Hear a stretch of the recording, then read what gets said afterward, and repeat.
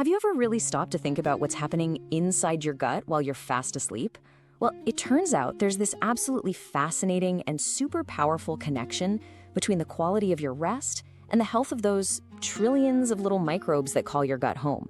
And this link, it's so important. It's actually changing how we think about wellness as a whole.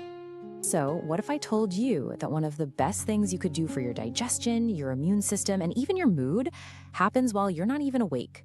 We're going to dig into this question: could a better night's sleep really be the secret to a healthier gut?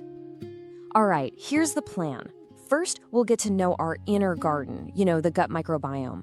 Then, we're diving straight into a huge study from Wisconsin to look at the hard evidence. We'll unpack what good and bad sleep does to our gut. And finally, we'll talk about what all of this actually means for you. So first up, let's talk about that inner garden. Seriously, you gotta stop thinking of your gut as just some plumbing. Picture it more like a thriving, super complex ecosystem. The health of this garden, its diversity, it's way more critical to your well-being than you might think. Yeah, ecosystem is the perfect word for it. Your gut microbiome isn't just a random pile of germs. Nope, it's a bustling community of trillions of microorganisms. And this community is so influential that it affects pretty much every single system in your body, from how you digest food all the way to your brain. And the impact is just massive. I mean, a healthy, diverse microbiome is tied to better health pretty much across the board.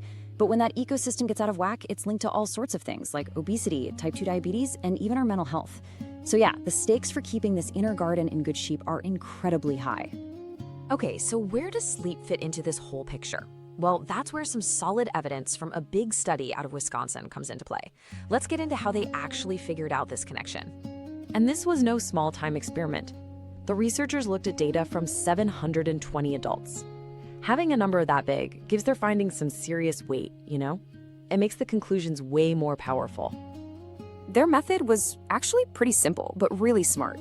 First, they used those wrist-borne trackers, kind of like the fitness watch you might be wearing right now, to get real objective data on sleep.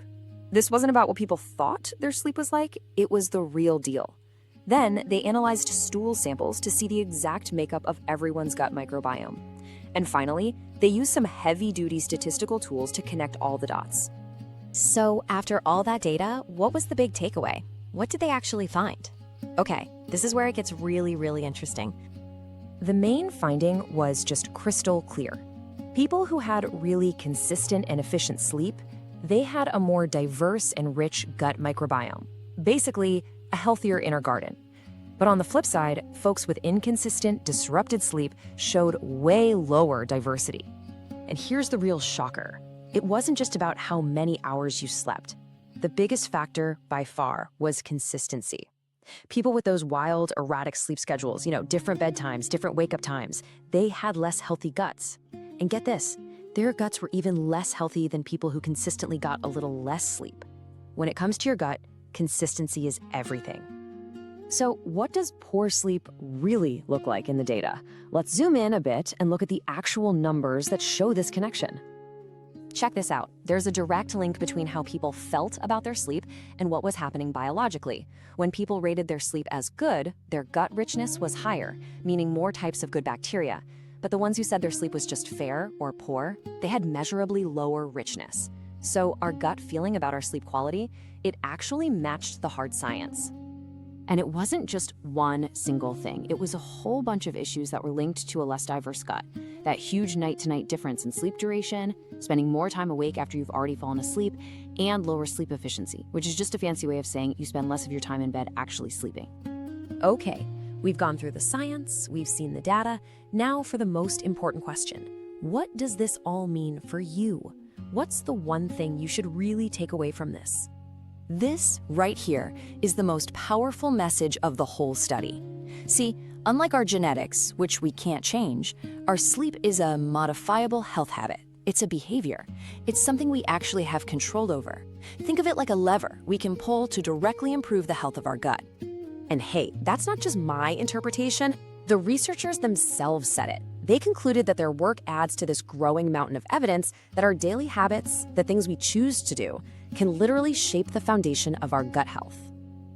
So just think about it for a second. We obsess over these complex diets. We buy expensive probiotics. We try all these fancy supplements for our gut. But what if the single most powerful tool has been right there the whole time, and it's completely free? What if the real secret to a healthier gut doesn't start in the kitchen at all, but in the bedroom, the very moment your head hits the pillow?